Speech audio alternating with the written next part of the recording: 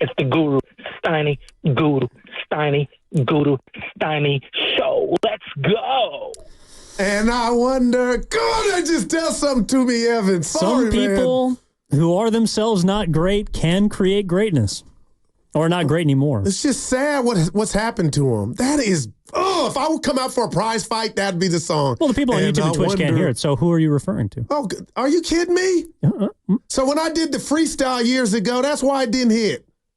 They couldn't hear the beat. I don't know if I was around for that. I did. The freestyle. Remember you go, Goo, I said, Evan, can you clip that? And you're like, they couldn't hear the music. Well, I'll never do it again. I heard you freestyle in the caddy like every Friday. Well, there's music there, yeah. Freestyle Fridays. Maybe we can break that out. Evan is back. Yes, back from Sweden, back from Stockholm. Steiny and I traded places across the pond. He's out in London, though. I don't know if he's going to be swimming in the, he sent us a text. English Channel. Did he? Yeah. Asking if the Giants have 2 back-to-back off days. No, they got 2 in a week. Come on, Steiny. You don't get 2 days off in baseball unless it's a deadline or unless it's a All-Star break. Part of me that will never die. I'm like, dude, return the personal text, bruh. Oh, that maybe that's what it was. He was texting me one-on-one. Oh, okay, yeah. That's it. He didn't want you to be a part of it. Yeah. The Super Bowl squad. We got to change the name of that Vine, by the way. We were in Vegas, though. Yes, we were. What happens in Vegas stays in Vegas. Were the Niners. Man, and they also, unfortunately, their win stayed in Vegas, and the Chiefs took it. We are going to talk about the Niners in a little less than half an hour. 12:30. Mark Schlereth is going to join us because he had a couple of choice comments about Brandon Ayuk's holding in situation. He also touched on Trent Williams, which might be more concerning for fans and him holding out right now. But again, I think everything kind of centers around August 1st. That's the date that Deebo Samuel inked his deal in 2022. Ayuk hasn't gotten there yet, but it's getting close. And we'll discuss that coming up in about 10 minutes. But I do want to clean up the conversation about the Giants and the deadline, which again is tomorrow, Goo, at 3 o'clock. So by the time the Giants take the mound against the Oakland A's in the final Babe Ruth series in San Francisco, by the way, they will know whether their team is the same, whether it's different, and basically what direction I think they are signaling the rest of the season to go in. Yeah, and I'm going to go with Sam Lubman. I think they're going to stand pat, and I understand it right now. You feel like, forget who it was against the Rockies, but Evan, you won 4 in a row for the 3rd time this year. Hopefully, this is the start that can get you back into contention, but I do expect them to stand pat. Yeah, I think that's probably the place that they'll be. But, okay, let me ask you this then. Do you think it's because they want to stand pat or because there just isn't an offer out there? There just isn't an offer, and I'm looking at the standings without knowing all the general managers or having their number on my iPhone. Evan, I just don't believe what you need is readily available.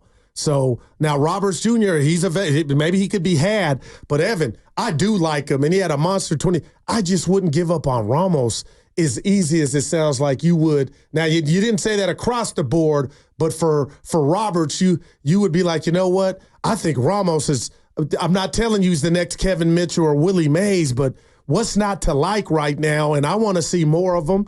Now, I don't want to say he's scuffling, but he's come back to earth a tad bit. But, Evan – you put him in a lineup with some other guys like himself, maybe you'll get a better version of him. But him being homegrown at this point, I got to feel like right now he's off limits. See, I don't think anybody should be off limits for the Giants. I mean, seriously. Wow. If they were that untouchable, where would the Giants be right now? I think they'd be in a better position. I don't think there's anybody in the Giants that is untouchable outside of maybe Logan Webb. Because you have him under control, and he's proven himself to be a great and, a piece you can pencil in. Nobody else has proven much of anything to me, quite frankly, in this roster. That is deep. I understand. Let me throw this at you real quick. What if this is a Kuminga or Moody type of thing to where maybe if Ramos had got the opportunity sooner and guys were on their job, and I'll just throw Luciano not being able to field is what are you guys doing down there? But my point being, what if we could have saw this from Ramos if he would have, not a scholarship, been given the opportunity earlier? You do scratch your head as to, at least I do, Evan, where would he be now? How more seasoned would he be? Just a thought. Rather than yanking his chain up and down, get on Amtrak, come back, get on Amtrak, the corridor. Like, where would he be had you afforded him that luxury? It is an expensive Uber. I guess this is where we see things differently.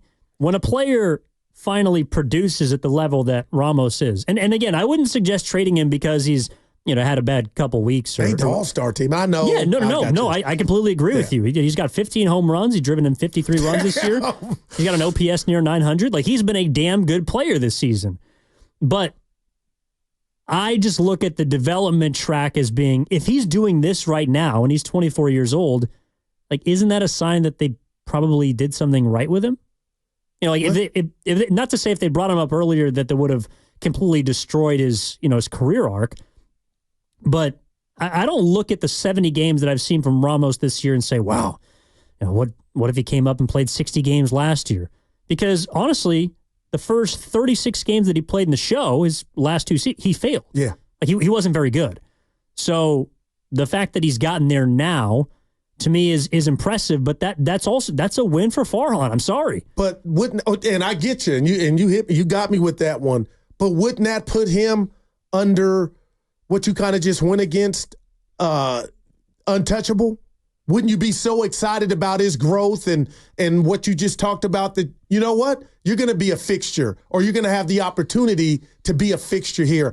What I don't like about what I'm hearing about the Giants real quick, Evan, is just because you got one, you can't have two. Like, that's how you build a team and you get good, is you have multiple. But it just feels like they're in such a bind or a pinch, or the baseball, the president of baseball operations is under the gun. Like, I'm hearing too many solutions to the said problem is whatever's good, it can't be, you can't add to it. And it's kind of frustrating. No, but if you're going to add the way that you want to get a big name player, you're going to have to give up something. And I think if you're looking at the Giants right now and you're a team that's a seller, right? You're a bottom feeder. You don't want Chapman. You don't even want. And I get that. I get him. You don't even want Snell. Like, why would the White Sox want Blake Snell? Yeah, right. They're going to want some of your young players, and you have to be willing to give some of them up. That's why a couple years ago, this is why the word untouchable to me does not apply to Heliot Ramos. Wow. That's interesting, man. Because a couple years ago, you said that Marco Luciano was untouchable. You said that Kyle Harrison was untouchable. Well, okay, then you're not getting Juan Soto. You're not getting Vlad Jr. You're not getting Luis Robert. You're not getting any of these players that can legitimately elevate your lineup and that are established, proven, productive players. So how deep is what you were supposed to fertilize, Farhan? Okay, let's just say you're right, Evan, but there should be some more names, the Eldridges of the world, to where that would be sexy enough to get another team bite where you could keep a Ramos and still add that big bat. It feels like, the list is dwindling in regard to what's to be excited about. Because all I've heard these last 5 years was Luciano, Ramos, and Matos. And now we're kind of in Harrison. And Harrison hasn't been bad, but Evan, I'm no scout. He looked like he's just going to be okay. And he may go above and beyond that and be a perennial all-star. But right now, he just seems like a guy. So where's that depth, Farhan, if we're just speaking on the farm? Why does it just have to stop at Ramos to where he's got to be included? I'm not throwing that at you. I'm just looking at everything. Maybe this is why this dude should have been ran already. No, I think that's a fair question, though. And the 925 is chiming in with the same sentiment, which is Ramos is your best hitter and you'd trade him. Yes, I would, because I think that I could get a better hitter for him that is also going to be around for a while. So unless you believe that Ramos can be a 30 to 35 per year home run hitter, which Luis Robert, when he's healthy, is, I mean, that's the risk that I would be willing to take. And I'm sorry, like I don't think Heliot Ramos is going to be the next Eric Davis. Right. I don't think he's turning into Brady Anderson. So if I can go get a player that is established and that is controllable, I would be willing to do that. Maybe I'm smoking pixie dust, and across the pond they got some different things. But that's what I would be willing to do. Yeah. And I think in order to get better, if you are to buy, which some people at the station believe is the way to go, other people believe that selling and moving off of everybody is also the direction. I think we got more of those people here. I don't want to speak for anybody. Selling? Yeah, selling. That's fair, because I also think that Farhan has not really inspired a lot of people to, even if they go out and buy. Like, for example, they spent $200 million this offseason. Oh, my goodness. They're throwing praises left and right and praise Farhan and Zaidi's the man. And he got this guy and that guy. And how did he get Blake Snell? He got the back-to-back Cy Young winners. He got another Cy Young winner, Robbie Ray, and kaput. Like they're 2 games below 500. Wow, Evan. So the crowd that says it doesn't matter what Farhan touches, he's the opposite of Midas. It's not turning to gold, it's turning to dust. That's then a 4. That's valid too.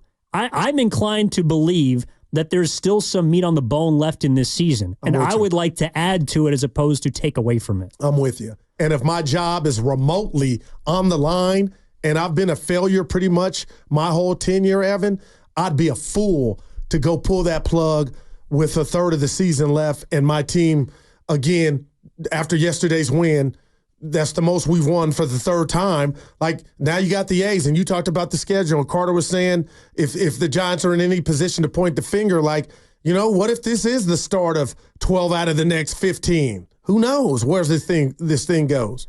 Yeah, and I think, look, there are also fair questions about what other prospects could you get? You know, could you give up Matos or maybe Wisenhunt or Eldridge for a guy like Robert? I just think that it would take a Ramos-esque talent to court someone like that and bring him back. And the reason why Ramos would work to me is because you're kind of replacing the same fit.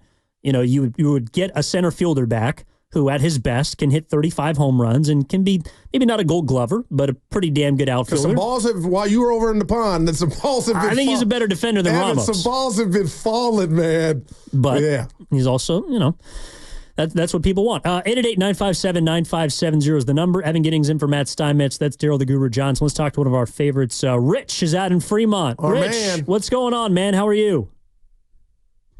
I'm out here trying to make sure you guys don't have any bugs or any rodents, and y'all know we do that through ACO. That's what we do. Man. Rich, you get that paper, baby. Yep. So anyway, the rat's on the table about this whole thing, and I know everybody wants to see a better, you know, ball club out there, and so do I. But the reality of the matter is this: they went and spent that money. They went and got these guys. You know, they DFA'd Nick Ahmed, okay, and that was not a good look because he came back with the Dodgers and knocked one out the park. So I think if they give up anybody right now, it's probably going to end up being the same, where it's going to go wrong. I say you keep everybody. You don't sell. You keep everybody. The pitching is going to pick up. It will. It will pick up. This is going to be a different team in the next 10 games. Mark my words. Thanks, fellas. I love the optimism, Rich. I sure hope so. Yeah. And they got a lot of beatable teams coming up as well. And that's a big part of this, too. Yeah, I mean, they got, what, a bottom 10 strength of schedule left? I mean, you would hope that they'd be able to make a nice run over the next 10 games. That's why when you were gone and they come out the break losing 2 or 3, oh my God, that's to the Rockies, that's unacceptable. But then you look at the totality of the season. There you go. 10-3 here, Goo. 10-3. Yeah. Are there any other trade pieces out there for the San Francisco Giants that you would use if you are of the mindset of buying? If you're selling, well, what do you want back? Like, is it a prospect? Is it a win now player? Is it a position player? Is it more pitching? You know, what would you want to replace now? What would you want out there? Let's talk to Josh in San Francisco. Wants to focus in on Kyle Harrison. How's it going? What's up, Josh? Hey. Yes, sir. Yes, sir. So I think Kyle Harrison would be quite a piece. His velo dropped 2 miles an hour since last year. Went from 95 to 93 on his fastball. Doesn't have as much, you know, pitch selection as Birdsong would. So I think it'd be a good piece to move for a position player. Yeah, I appreciate it. And we appreciated Evan. I'll never forget. It was like his 3rd start. Nobody cares. I text Shasky like he was built up to me like he was Randy Johnson. Like it's Carlos Rodon. Yeah, that's not his fault. And, you know, Shasky, to his credit, gave me always, like he does, his honest assessment. Not saying he was bad, but Evan, you know, he wasn't that guy. He's not a Randy Johnson-esque type of pitcher, but he's been okay. But I do wonder now, after, you know, I don't want to say a million starts, but, you know, people know what he can do, and I'm not robbing him of his future, but Harrison just seems to be a guy to me. Yeah, but guys are valuable. Yeah. Like, not everybody's going to be Paul Skeens. Not everybody's going to come up and be even Tarek Skubal, who wasn't a number 1 prospect up until his later parts in the minors. I'm talking about this Tigers pitcher who's probably going to win AL Cy Young. Yes, sir. And he's also available at the deadline. I just don't think the Giants may face him because they play the Tigers. Yeah, and you probably hope that he gets traded by then. I don't think they'll move him because he's that good. But not everybody's supposed to be the young, you know, up and coming fireballer that's just going to blow away Well, lineups. I guess the question then, Evan, is what could you really? Because I brought up Conforto, two different players. One's older, younger, but what kind of haul do you think Harrison could fetch you? By himself? Yeah, or who would you put a Conforto in there? I don't know. Well, let me put it this way. I don't think that if you do want a big upgrade, I don't think that because you would only involve Kyle Harrison in a deal that fetches you something big, right, in my opinion. And I don't think that at this point, with what he's shown, he would be the centerpiece of a deal.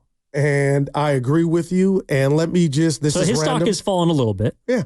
This is random, but Evan, to the people that think the Giants are boring or don't want to, their brand of baseball right now, they're not feeling it. They're still rooting. This is no shade at the list I'm about to run down real quick to you. Okay. Yaz, Lamont Wade Jr.,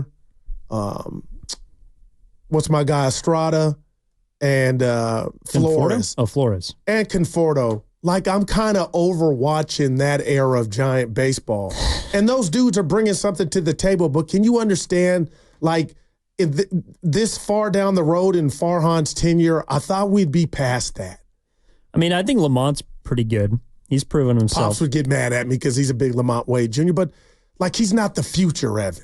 No, but again, baseball is a 24, 25-man roster. So you can't just, if you're going to strip it down to bare parts, you're going to have a lot of holes that you have to fill. You're going to need to replace a lot of players. So, sure, together, Lamont, Yaz, Flores, Conforto, and Estrada. Yeah, those five guys. Yeah. Estrada just maybe not all of them are a part of your future, but you probably need a couple of them. Yeah.